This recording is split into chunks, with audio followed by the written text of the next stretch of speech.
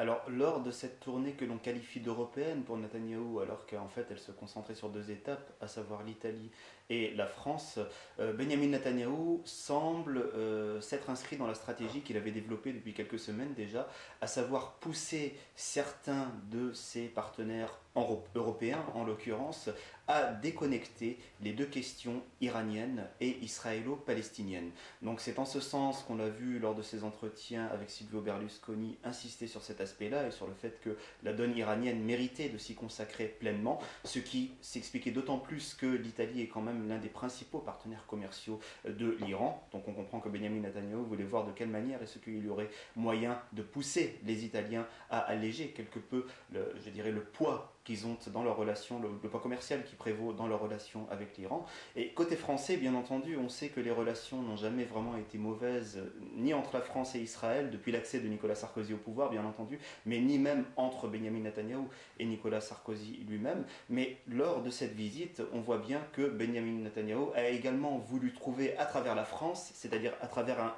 un partenaire important, parce que membre du Conseil de sécurité des Nations Unies et membre important de l'échiquier institutionnel et politique européen. Donc il a voulu trouver à travers cette France un partenaire qui abonde en son sens en disant que finalement le risque iranien, une fois encore, est beaucoup trop important pour qu'on puisse le délaisser. Alors sur le plan des aboutissements, on a bien vu qu'il n'y a pas eu de conférence de presse commune, uniquement un communiqué de la part de l'Elysée. Finalement on est retombé sur des bases, je dirais, assez banales ou jusqu'à un certain point assez prévisibles.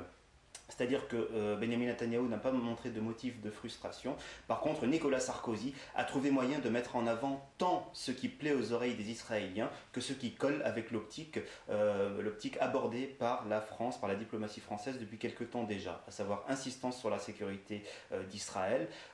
insistance sur le fait qu'un Iran nucléarisé serait un grand risque, mais également insistance sur le fait qu'il faut absolument résoudre le conflit israélo-palestinien ou envisager en tout cas la résolution de ce conflit israélo-palestinien. Donc je dirais qu'il n'y a rien de bien neuf finalement au terme de cette rencontre, mais quoi qu'il en soit, c'est un révélateur, à savoir que l'on voit qu'Israël a des partenaires de choix et qu'il essaye à travers ses partenaires à déconnecter ces deux questions iraniennes et israélo-palestiniennes, c'est-à-dire à entrer dans une tonalité divergente de ce que les États-Unis avaient voulu ou avaient pu dire jusqu'à présent.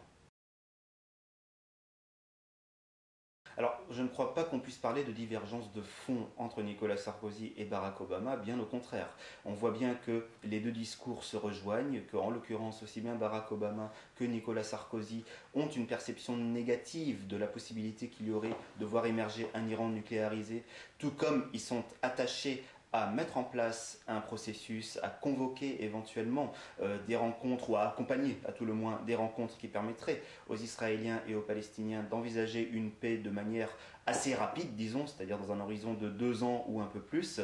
Mais dans le même temps, je crois qu'il ne faut pas oublier non plus que certes, la France et Nicolas Sarkozy très particulièrement se met en avant et essaye de montrer qu'il a des initiatives en main ou qu'il pourrait avoir des initiatives en main, mais sur le fond, ne nous trompons pas. Nous savons que le chef d'orchestre, ou en tout cas le parrain majeur, ça reste les États-Unis, ça reste Barack Obama, et donc en ce sens-là, certes, la France peut avoir des contacts, peut avoir des connexions dans la région qui peuvent un peu fluidifier la machine, ou en tout cas essayer d'accompagner positivement à un éventuel processus à venir, mais ça ne veut pas dire que le rôle français est irremplaçable. Je crois que de toute façon, l'ensemble des partenaires de la région, que ce soit l'Iran, que ce soit Israël, que ce soit les Palestiniens ou d'autres, sont conscients de ce que finalement, s'il y a un partenaire majeur à respecter, ce sont bien les États-Unis. Alors on voit très bien que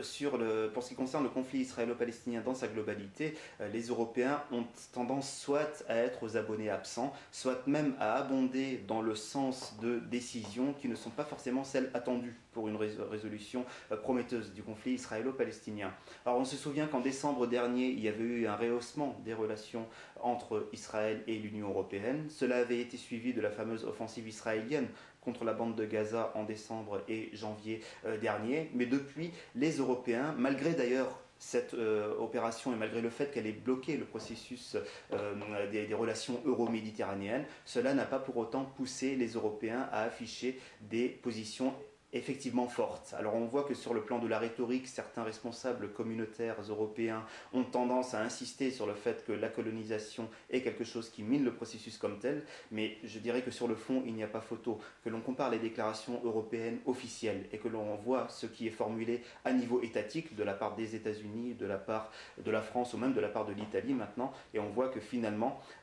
la contestation de ce qui mine le plus le processus régional, à savoir cette colonisation, est plutôt détenue par des partenaires ou par des États qui s'expriment en leur propre nom. Dès qu'on en vient au niveau européen, on voit bien que les limites qu'il y a et qui passent par l'absence d'une politique étrangère européenne claire, au moins sur le conflit israélo-palestinien, font que finalement les Européens semblent à mille lieues de pouvoir afficher une position commune et de pouvoir abonder dans le sens d'un accompagnement positif, clair et abouti des conditions pour une résolution du conflit israélo-palestinien.